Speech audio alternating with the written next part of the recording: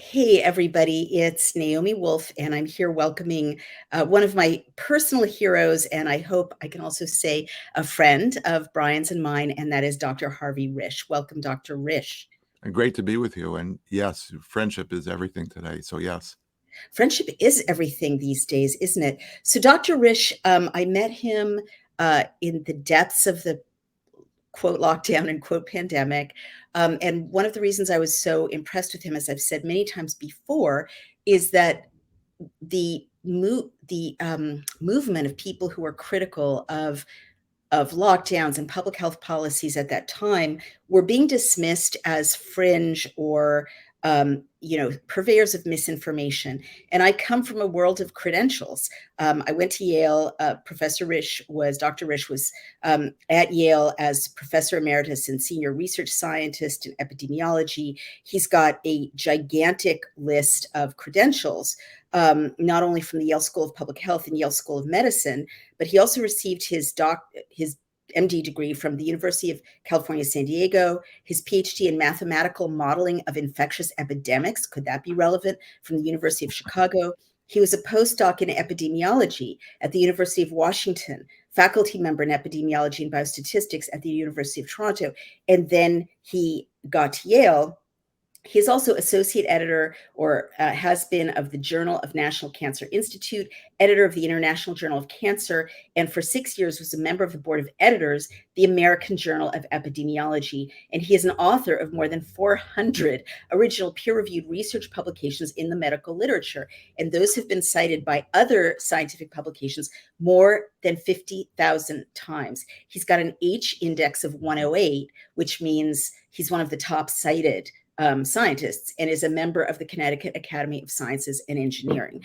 So you're much too modest to have wanted me to go through all of your credentials, but I insisted because this is a battle for truth. And one of the things that swayed me to pay very close attention to what you were saying was that you are so exhaustively credentialed in the very subject that that is and has been under contestation, which is epidemiology and public health. So welcome. And now I'm really just going to turn it over to you. I'm going to say what is the latest issue about which you want to speak.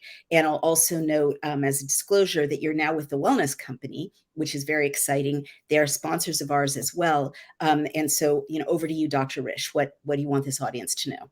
So there's two things. The first is that there's been increasing information of strange cancers that have been occurring in people that have been vaccinated.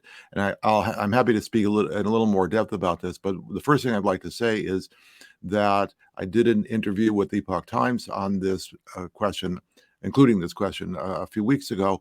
And I've been roundly misquoted in the internet about that.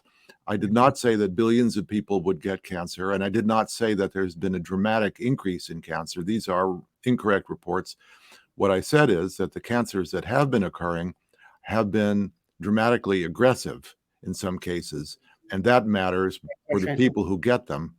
And we don't know yet how many people will get these cancers, and it may be a larger number than expected, but because we're early in the framework of how long it takes for cancers to occur and become diagnosed, we don't really know the size of this behavior. So we're basically watching, hoping against, but watching what happens to cancers that have been occurring in the context of people who've been vaccinated for COVID. Well, this is very, very interesting. And I can also tell you that both anecdotally in my circle and also in my inbox anecdotally, people are describing and suffering from quote unquote turbo cancers, unbelievably rapid cancers. And also in the documents, as I recall from Amy Kelly in the Pfizer documents, there's reports of multifoci, FOCI. Foci, yes. Foci cancers that are difficult to treat. And I believe you've spoken about how difficult to treat these new cancers are. So I'm just validating that something is happening that we don't understand. And, I guess what you do in the field of epidemiology is you look at changes in a population, you see something new that's happening, and then you look around at the environment or at, food, medicine, other substances, working conditions, and see if there could be some cause there. So, what's your conclusion about this? The cancers that you're seeing? Well, it's tempting to assert that they're caused by the vaccine, and this may very well be true, but we don't have enough information to prove that yet. Understood. So there's a number of mechanisms that could be involved here. The major one, in my way of thinking, is that the immune system does surveillance in the body, not just for infectious diseases, for foreign cells that it doesn't recognize, but cancers, when they occur, create foreign cells. What that means is every cell has chemicals, molecules on the surface of the cell. Some of these are receptors, some of these are signals for other cells and for circulating molecules in the blood. And cancers, when they occur, create aberrant surface cell markers.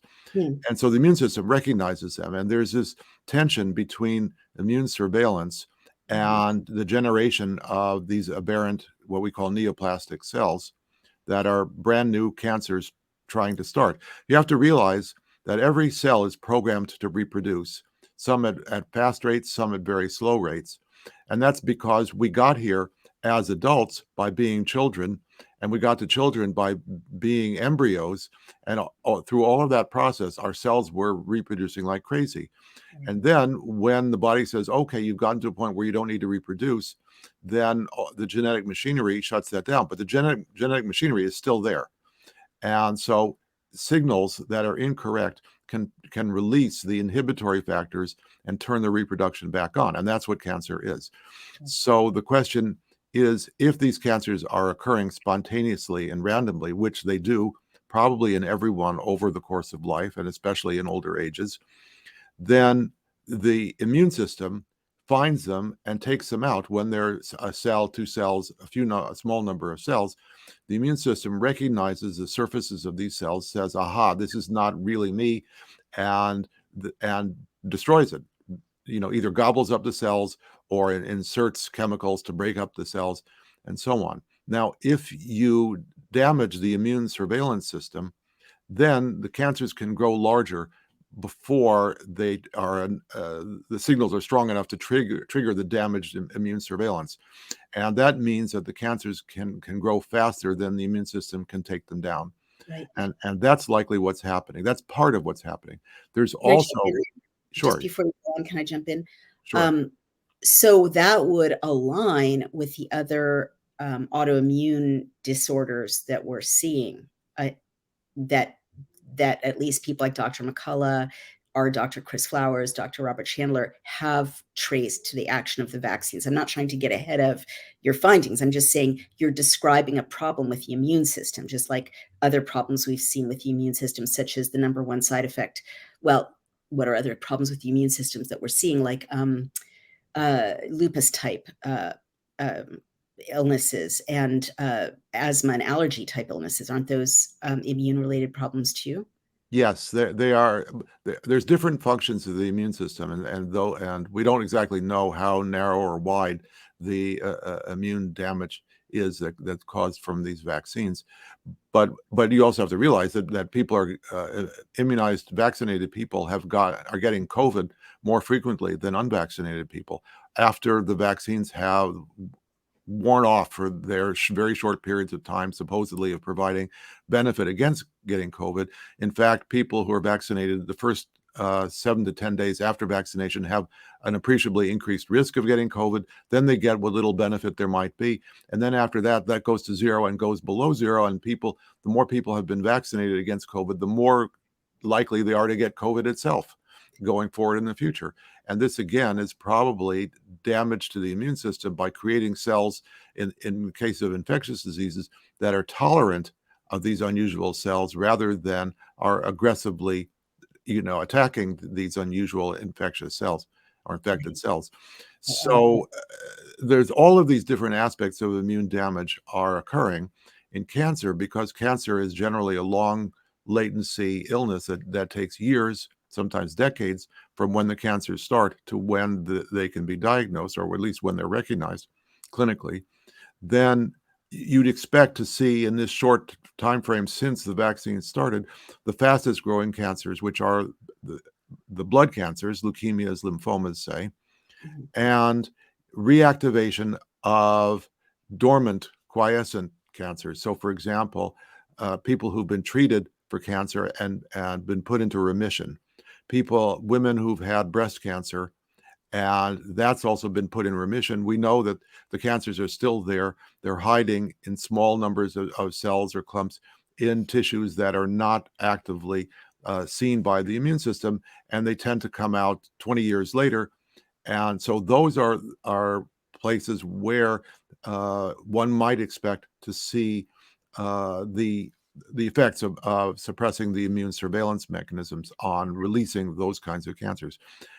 There is some of that going on, but strangely, there are some very long latency cancers that are also being seen in young people.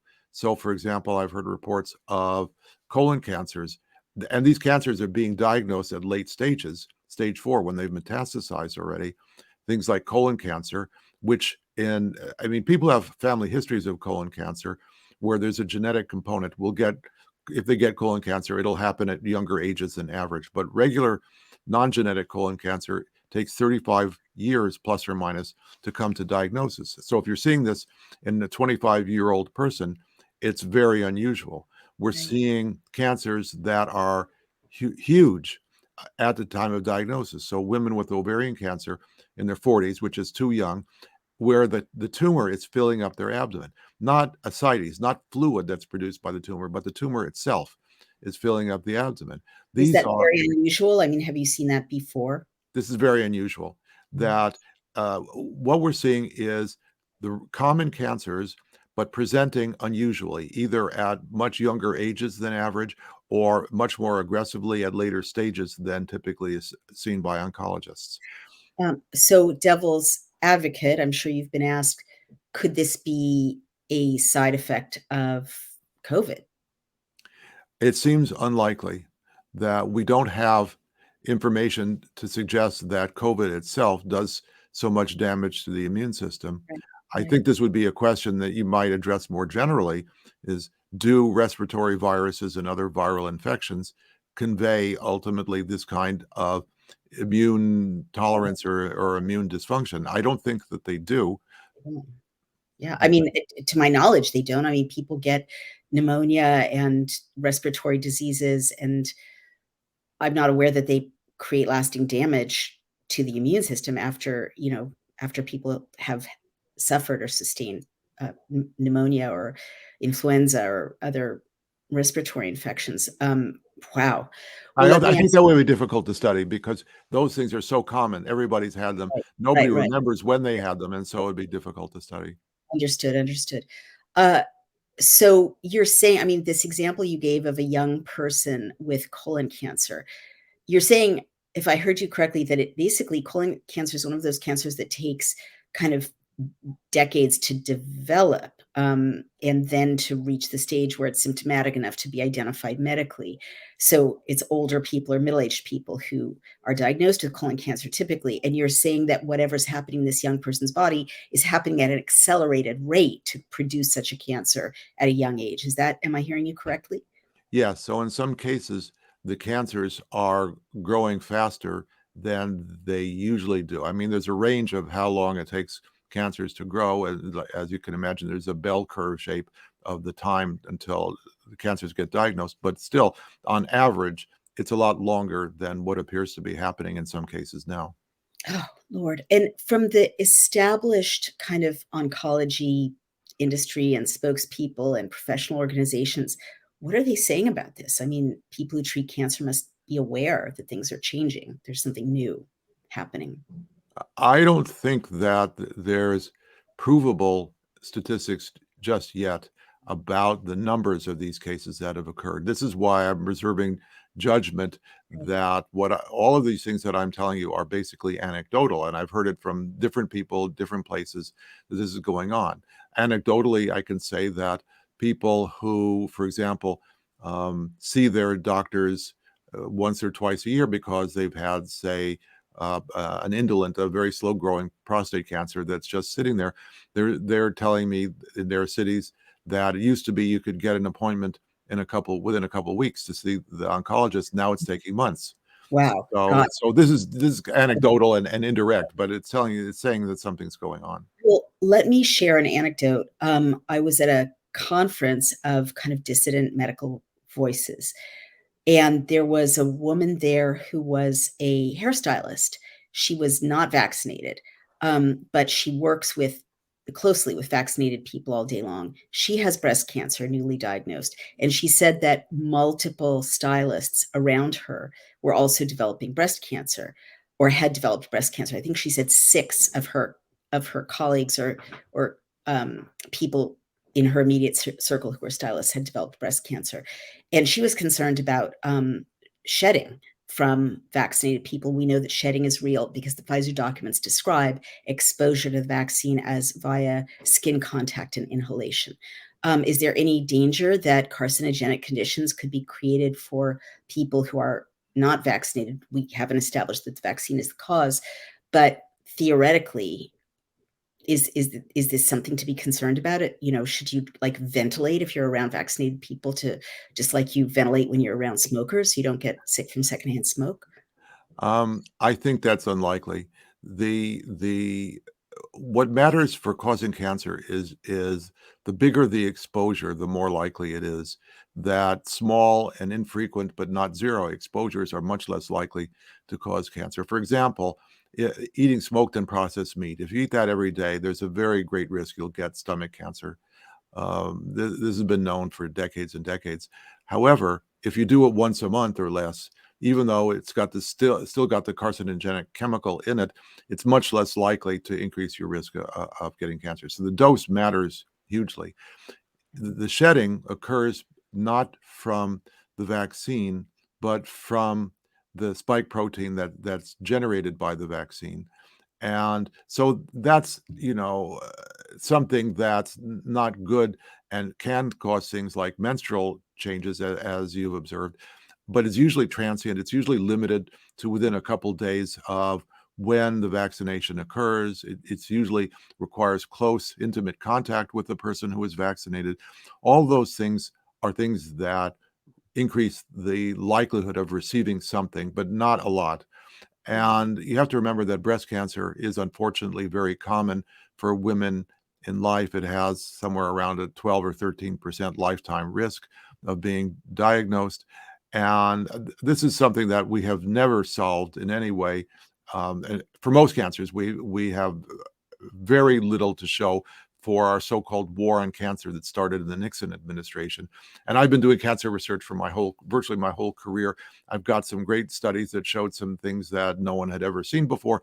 Nevertheless, those were mostly for my intellectual curiosity and scientific curiosity that don't have much in the way of application, other than one should normally live a prudent life with reduced carcinogens as much as is practical. So no smoking, that's the top signal, the top thing for everybody.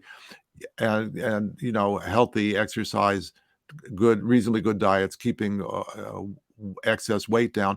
Those are all just normal prudent behaviors, not just that they might benefit for cancer risks. Right. So let's go to do you object to the term turbo cancers, which has become common in describing what you're describing, the super fast, kind of anomalous cancers that we're seeing now?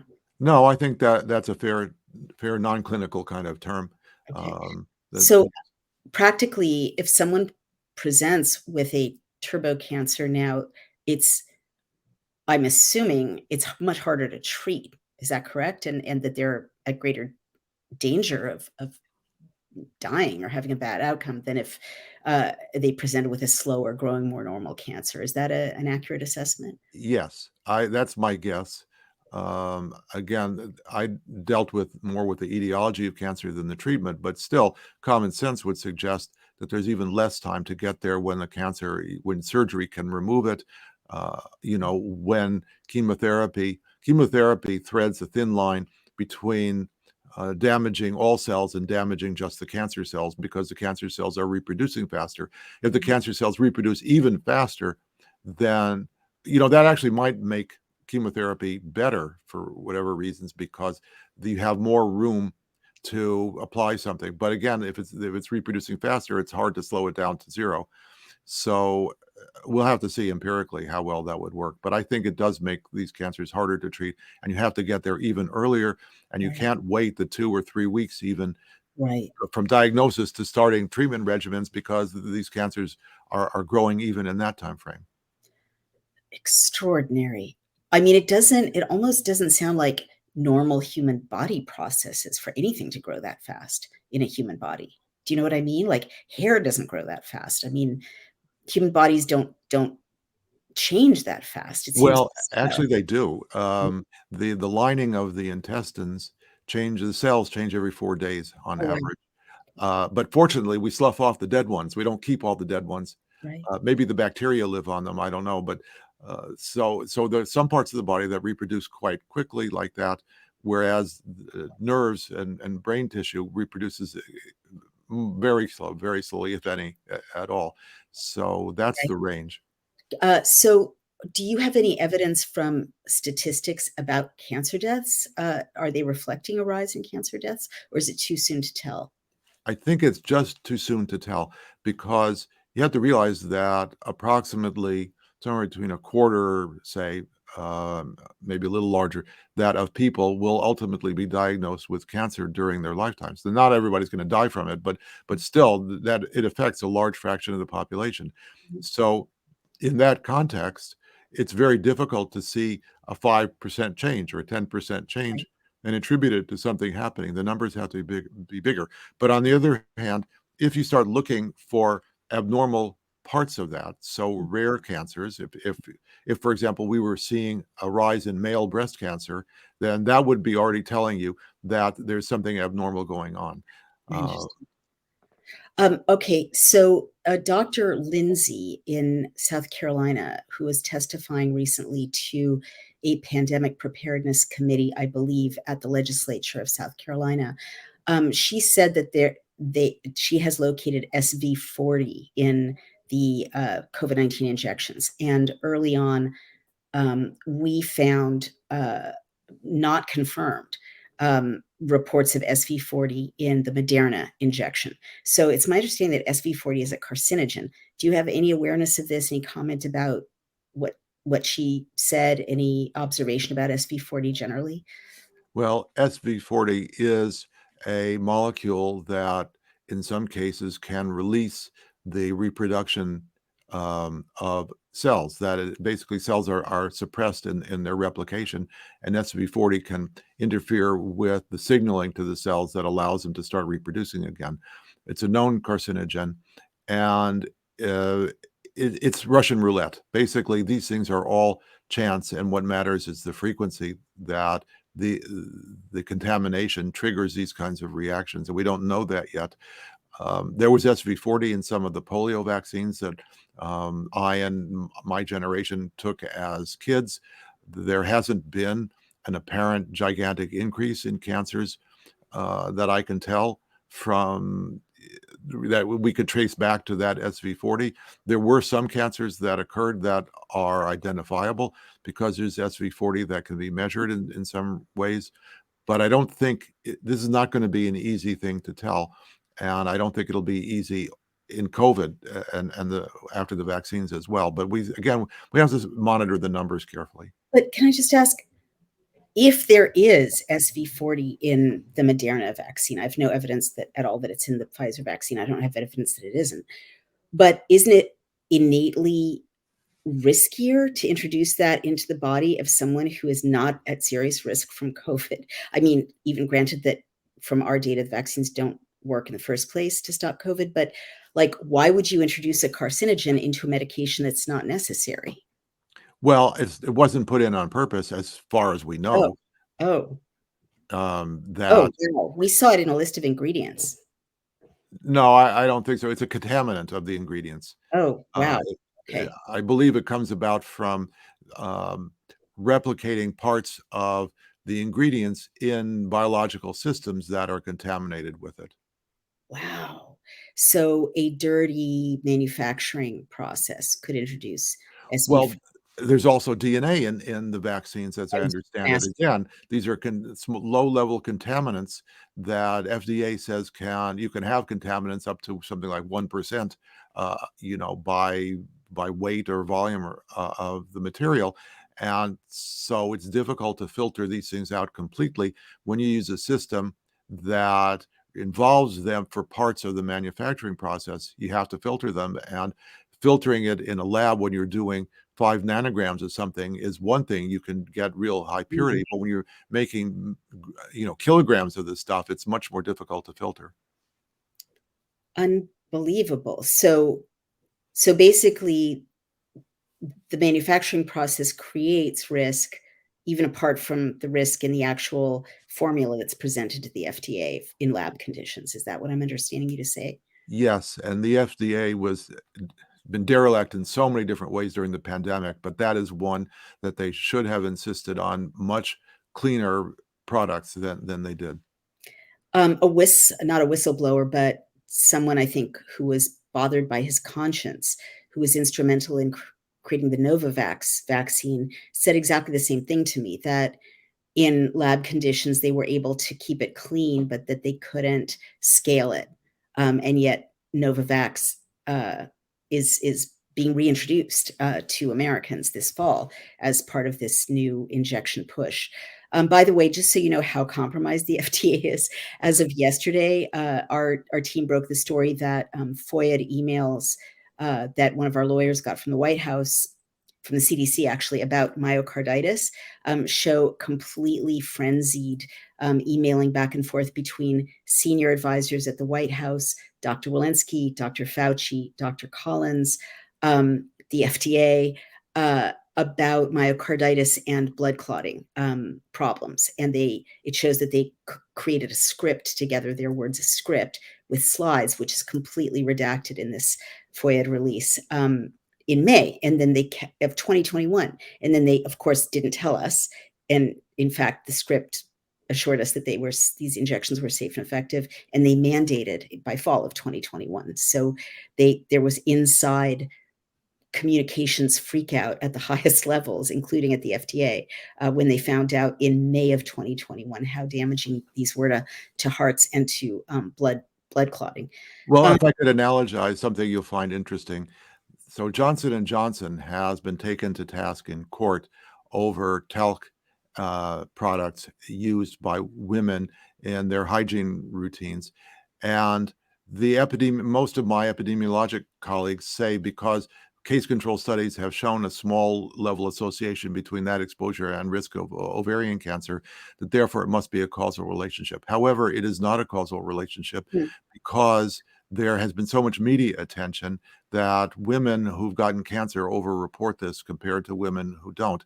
And this is proven by the lack of an association with in cohort studies where the women are asked about their exposures before they've gotten cancer, and the fact that they don't report this for cornstarch based powders, which are even more irritative than talc, and yet there's no association. This is an epidemiologic bias, and Johnson and Johnson would have gotten off the hook from their $4 billion settlement and other things had they just stuck to that. But what happened is that on discovery, they discovered that the employees, the senior staff at Johnson and Johnson, was freaking out about these associations, and it looked like they were covering it up. And that is what got the jury to think we can't trust these people and we're going to find against them, even though the science was not there. The phrase dates back to Watergate. The cover-up is worse than the crime. In this case, Exactly. the crime and the cover-up are both really bad, but I take your point. Well, we've only got a minute left. Everyone watching is wondering, especially if they have been vaccinated. I know you're not drawing a direct conclusion yet, but they're wondering what treatment could there be for these turbo cancers, or if one of their loved ones or they themselves are facing a rapidly growing cancer, an advanced cancer. What's the best thing they can do in your view? Well, the best thing to do is to prevent them in the first place. That I leave it to my oncology colleagues to work out how to be even more aggressive in treating these cancers so that they have something to be able to offer. But prevention in cancer is 90% of what people need to be aware of. And at the risk of selling our own products in wellness company, we've been using the spike product, the nattokinase-based product, to remove spike protein. And I think there's increasing evidence that it's helpful for doing this in people who have long COVID and especially post-vax, long vax injury syndromes. And it would make sense if it turns out that this does the same thing for reducing risk of these turbo cancers. I have no evidence to say that this is true. I'm just kind of opening the top of my mind and thinking about how I would approach this scientifically if I had an opportunity. Understood. Sorry, go ahead. And so that's how I would think about this. Now, does this mean everybody who's been vaccinated should rush out and take this product? No, I don't think so. We're at a place yet where we have to acquire more evidence, and so I don't know that this would help and might not be an appropriate thing to do. But it might end up that we get to some point like that in the future, and I think this is something we want to look at. And it doesn't hurt, right? I mean, that's why I'm pushing your product on all of my loved ones who've been vaccinated. Well, our products are safe, and you have to be aware that in some people, nattokinase itself can cause bleeding because it reduces the interferes with the clotting mechanism a little bit. Normally, that's a safe thing to do, but again, you want to do this under doctor supervision if at all possible, and that's how I would handle it. Understood. Dr. Risch, you've been so generous with your time. What an important interview. How can people support you? How can they find this product? How can they follow your work? Well, the wellness company, which sells both these nutritional dietary supplements for the purposes of helping different aspects of the pandemic and other things, is there at twc.health. That we also offer face-to-face Zoom telemedicine appointments, and that's part of using the supplements if you actually have medical issues that you're using the supplements for. And I can be found just by Googling Risch, R-I-S-C-H, and Yale, Y-A-L-E. I have a Twitter, a very poorly used Twitter channel or account, or now it's called X, at Dr. Harvey Risch, Dr. Harvey Risch, and my Telegram is Harvey Risch, MD, PhD. Thank you so much, Dr. Risch, and I can't wait to speak with you next time. Thank you for this important update, and everyone, you can support Daily Clout at dailyclout.io, but follow Dr. Risch, take his advice, and thank you so much for sharing this important news with us. Great to be with you. Great to be with you. Likewise, take care. Hey everyone, it's Naomi Wolf of Daily Clout, and I just want to give a thank you to our sponsor, the Wellness Company, whose chief medical team includes some of our most respected colleagues, including Dr. Peter McCullough and Dr. Harvey Risch. So the Wellness Company offers COVID and vaccine injury treatments, including ivermectin, as well as dietary supplements based on the guidance of these noted physicians and epidemiologists, such as Spike Support, which is designed to help combat spike protein. So click on the link below or head to dailyclouthealth.com to purchase their products. You can also gift healthcare to your loved ones, which is something I've been doing. I'm excited about the Wellness Company being able to offer medical advice without the pressure of big pharma. Please use the code DailyClout for 10% off. Thank you again to the Wellness Company, our sponsor. Bye-bye.